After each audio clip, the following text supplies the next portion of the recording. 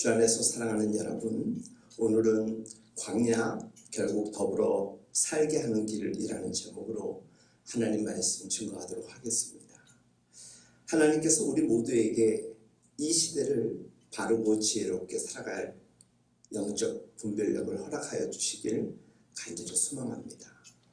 광야 40년 동안 모세와 그 백성들은 하나님께 한 가지 중요한 훈련을 받았습니다. 바로 그것은 하나님의 타이밍에 맞추는 훈련이었습니다.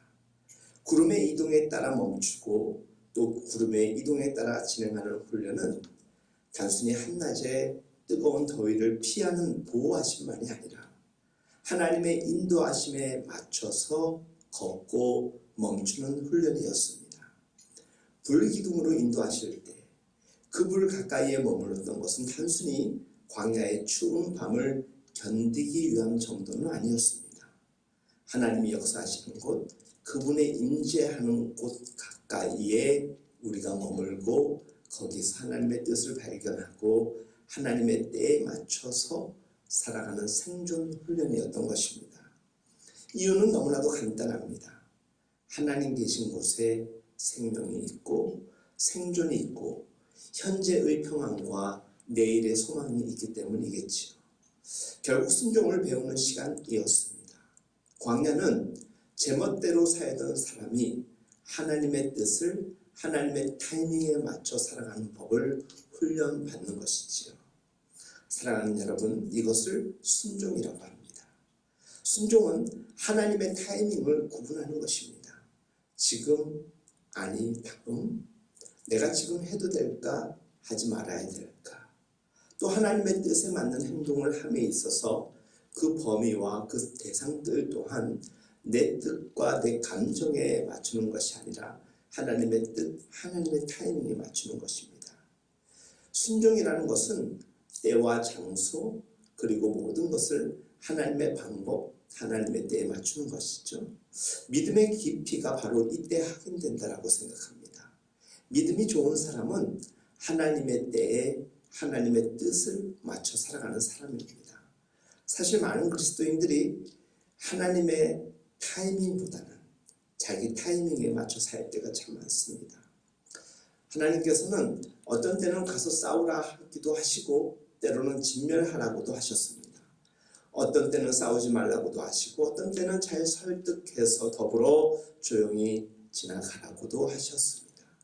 순종은 하나님의 타이밍만큼이나 하나님이 그때그때 무엇을 요구하시는지 영적 순발력을 우리로 하여금 갖게 하여 주는 것입니다. 가데스 바네아에서 때늦은 후에로 가나안으로 올라갔다가 크게 당했던 이스라엘 백성들은 본격적으로 광야 생활을 시작하게 됩니다. 그들이 처음 맞닥뜨렸던 족속은 에서의 후손들 그리고 세일산의 에돔이었습니다. 여기서 흥미로운 말씀 하나가 신명기에 기록되어 있습니다. 신명기 2장 5절로부터 6절, 그들과 다투지 말라. 그들의 땅은 한 발자국도 너희에게 주지 아니하리니 이는 내가 세일산을 에서에서 기업으로 주었음이라. 너희는 돈으로 그들에게서 양식을 사서 먹고 돈으로 그들에게서 물을 사서 마시라. 이어서 모압 족속과 암몬 족속을 두고 그들을 괴롭히지 말고 그들과 다투지도 말라라고 하십니다. 어쩌면 그들을 치고 그들의 것을 빼앗으면서 땅의 소유물도 물도 양식도 빼앗는 것이 더 빠르고 나쁜 방법일 수 있을 것이라 그들은 판단했을 것입니다. 그러나 하나님은 그들과 다투지 말라고 하십니다. 때로는 보편적 신앙 상식을 뛰어넘어서 하나님의 뜻과 하나님의 타이밍을 하나님께서 요구할 때가 있습니다.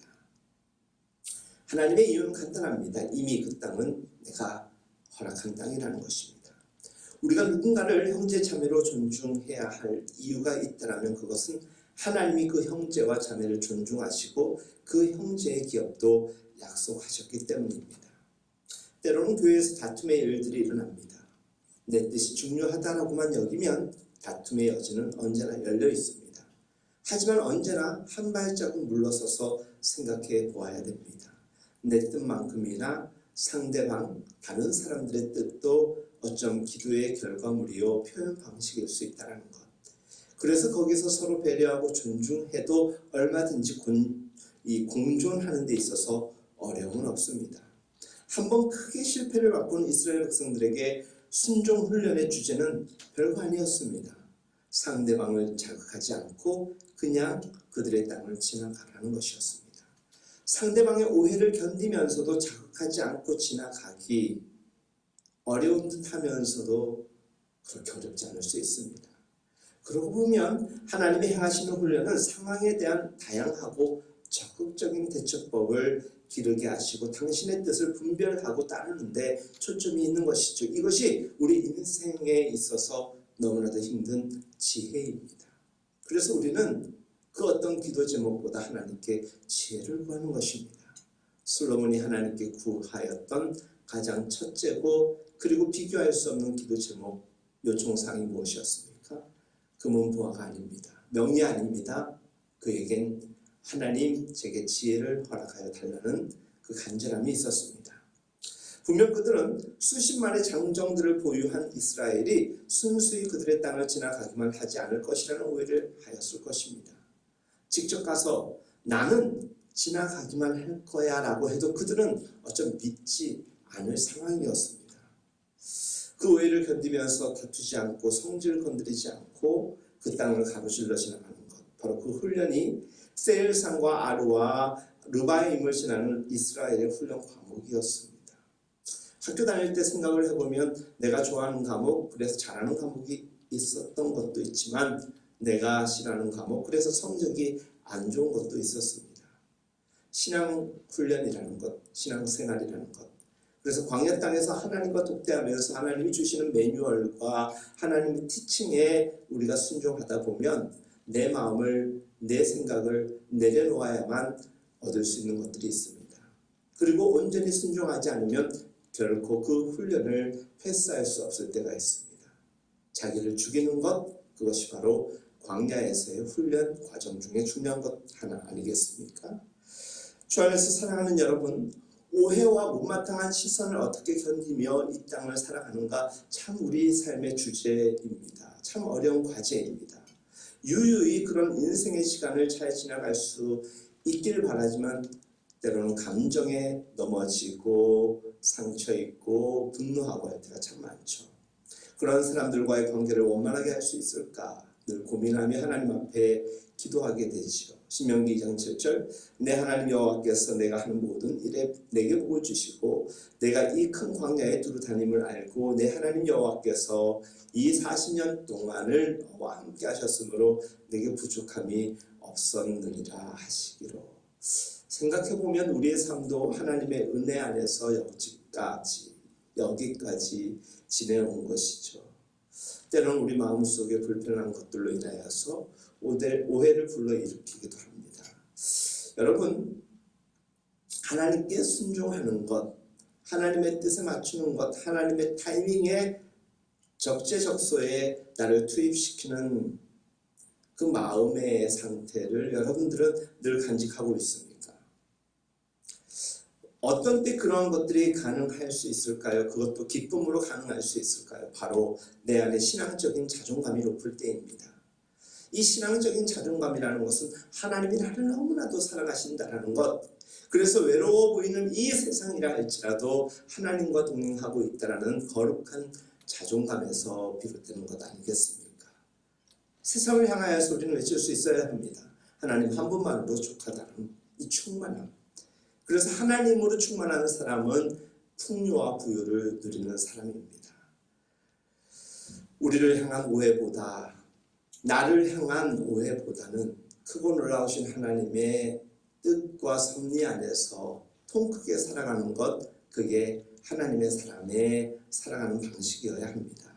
사랑하는 여러분, 이런 신앙적인 자존감이, 그 하나님으로 인한 충분함이, 그래서 때로는 무시당하고 오해받아도 못마땅하여도 그런 사람들과 더불어서 살아갈 수 있는 것이 하나님의 요청사항이라고 생각할 때 그 또한 광야에서 우리는 배워야 되는 것입니다. 그 배움은 간단합니다. 내가 너를 사랑한다는 것입니다. 내가 너와 함께 한다는 것입니다. 끝까지 늘 동행하겠다는 것입니다. 그래서 감정적인 어려움들, 마음의 불편함들, 그리고 내가 넘지 못할 것 같은 관계의 병마저도 하나님과 함께하면 가능합니다. 왜 그렇습니까? 나를 생각하면 내가 그렇게 미워하고 증오하는 사람들 나랑 별반 차이 없습니다. 나도 그와 같은 성질, 성정의 사람이기 때문입니다. 그런데 하나님이 나를 사랑하신다는 겁니다. 그 하나님께서 나의 자존감을 높여주신다는 것입니다. 그러니 그 사랑받은 우리가 어떻게 가만히 있을 수 있겠습니까? 다투지 않고 모든 것을 감내하면서 살아갈 수 있는 것, 하나님이 나와 함께 하시고 내게 부어주신 은혜가 족하기 때문 아니겠습니까? 그렇기 때문에 하라고 하면 할 수 있는 것입니다. 순종할 수 있는 것입니다. 왜? 사랑을 받았기 때문에, 그것을 광야에서 혹독하게 배웠기 때문입니다. 그래서 그게 잘 안 되기 때문에 때로는 하나님께서 시키는 대로 하라고 했던 것입니다. 멈추라고 하면 멈추고 가라고 하면 가는 것입니다. 하나님의 말씀 때문에 참고 견디고 이겨나가는 것입니다. 지금은 우리 모두가 하나님의 타이밍에 맞추라고 하시는 거룩한 뜻을 받아들이는 시간인 것입니다. 하나님의 방법으로 하나님의 뜻에 올인 모든 것을 집중해야 된다. 그것이 하나님이 우리에게 이 시대의 광야를 살아가는 지혜로 외쳐주고 계십니다. 주 안에서 사랑하는 여러분, 오늘 우리 삶에 수많은 갈등과 오해가 발생하고 있습니다. 무리 중에 있을 때 내 생각, 내 자존감이 우선되어 혈기 있게 나서기도 하지만 그런 때에 더더욱 싸우지 않기 위하여서, 다투지 않기 위하여서 어차피 계속 봐야 할 사람들, 그리고 어차피 사랑해야 될 사람들이기 때문에 그들과 함께 다투지 않고 공존하며 더불어 살아가기 위한 하나님의 부르심 앞에 우리 모두 모든 것을 내려놓고 리셋할 수 있기를 간절히 소망합니다. 결코 쉽지 않겠지만 하나님이 함께 하시기에 가능한 것입니다. 하나님이 나와 함께 하시고 동행하시고 그러기에 내게 부족함이 없게 하시는 분임을 믿고 지금 조금 손해보더라도 그것이 오히려 이기는 길임을 아는 지혜가 있기를 간절히 바랍니다. 결국 승리케 하시는 분이 하나님이십니다. 우리는 때로 과정 가운데 어려움 때문에 큰 것을 포기할 때가 있습니다. 우매함인 것이지요. 하나님께서 모든 것을 갚으시고 채우실 것을 믿기 때문에 지금 좀 손해보는 것 크게 나쁘지 않습니다. 그런 시기를 견디고 이겨나가야 할 때가 바로 훈련의 과정, 과목이기도 합니다. 사랑하는 여러분, 광야라는 게 이 물리적 지형만을 의미하는 것이 아니라고 말씀을 여러 차례 드렸습니다. 우리가 살아가는 가정이라는 광야가 있습니다. 교회라는 광야가 있습니다. 직장이라는 광야가 있고 사업장이라는 광야가 있습니다. 하나님과 동행하며 때로는 내가 불편의 대상 같은 암몬자손 같은 이들마저 적어도 바라보는 시선만큼은 하나님의 마음으로 바라볼 수 있다면 어느 순간 손도 잡게 되고 부둥켜 안게 될 것입니다. 광야라는 곳은 하나님과 독대하는 외로운 장소인 것 같지만 하나님과의 관계가 정상적으로 돌아갔을 때 더불어 주변 사람들이 눈에 들어오기 시작하고 그들을 가슴에 품고 심지어는 그 광야에서 눈물을 흘리며 내가 증오하고 미워했던 사람들을 용서하고 사랑하겠노라고 결단하지 않겠습니까? 그리고 돌아가서는 사랑하는 것입니다. 그래서 성경의 사람들 가운데 위대한 증인들은 하나님의 광야로의 초대를 기꺼이 받아들였고 광야 이전의 삶과 이후의 삶으로 그들의 사역과 삶은 완전히 바뀌었던 것을 우리는 발견할 수 있습니다. 광야에서 하나님을 독대하며 위대한 믿음의 선진들, 하나님 한 분만으로 족함을 배웠고 그로 인해 이 땅의 모든 사람은 그저 하나님이 우리를 사랑하듯 사랑해야 하고 섬겨야 될 삶임을 깨달은 것입니다. 어떤 이는 이런 것 깨달으려고 1년 동안 하나님의 부르심 가운데 광야 생활을 하였고 3년을 보낸 이도 있고 어떤 이는 40년 동안 어느 공동체와 민족은 40년이나 걸렸습니다. 아주 길고 긴 훈련과 연단을 광야에서 받으며 서로 존중하는 법을 배웠고 공존의 삶을 살아내기 시작하였습니다. 하나님의 사람인 모세, 하나님의 사람인 바울, 그들은 세상 가운데서 광야로 초대받았습니다. 그리고 그 광야에서 하나님의 연단을 받고 또 다른 광야로 부름받아서 백성들을 이끌었고 모든 이들을 가슴에 품으려고 로마의 중심으로 뛰어들었고 예수님마저도 모든 사람들을 품기 위하여서 예루살렘으로 들어가기를 조금도 주저하지 않으셨던 것입니다.